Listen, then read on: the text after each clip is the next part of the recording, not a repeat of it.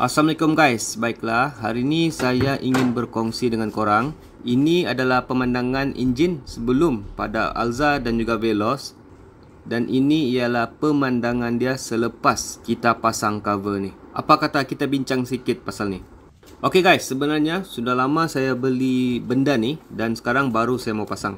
Kalau tengok di ruangan bahagian enjin ni guys, tidak kisah Alza ataupun Veloz, sebenarnya sama juga guys. Banyak wire-wire melintang dan nampak kosong lah. Jadi di sini saya ada beli satu barang yang boleh nampak mencantikkan sikit lah kita punya ruangan enjin ni. Dan barang ni juga guys saya beli dari Shopee. Tidak lain tidak bukan. Ini sebenarnya ialah cover engine bahagian atas. Dan yang ini memang genuine product daripada Toyota. Okay, ini dia punya number code. Dan cover engine ni juga dia sebenarnya ada pelbagai jenis lah yang boleh masuk. Jadi saya pilih yang jenis ni sebab kalau saya tengok memang yang ni saiz dia kecil, simple dan menarik. Tengoklah guys, memang cantik dan solid. Sebenarnya ada beberapa jenis lagi ni cover, tapi saya suka pula yang ni. Yang ni kita akan pasang plug and play sahaja di atas head cylinder ni.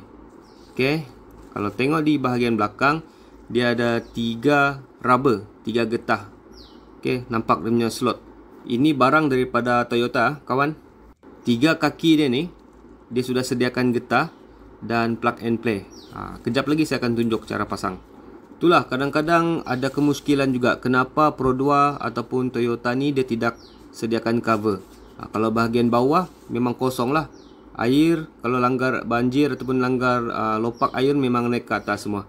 Dan bahagian atas ni pun dia tidak letak cover macam ni. Sebab ada orang dia tidak boleh tengok banyak wire-wire macam ni. Dia jadi risau. Lepas tu ada yang cakap takut tikus gigit lah, apalah semua. Sebab tu dia suka letak cover. Tapi saya sebenarnya saya lebih suka letak cover lah. Untuk tujuan kosmetik lah. Bilang orang nampak sedap mata memandang. Baiklah, sekarang ni saya tengah dalam proses memasang. Di bawah cover ni dia ada getah.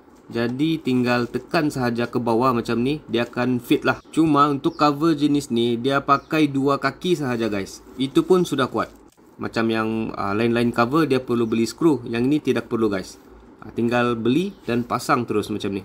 Selepas pasang cover engine ni barulah nampak sedap sedikit mata memandangkan.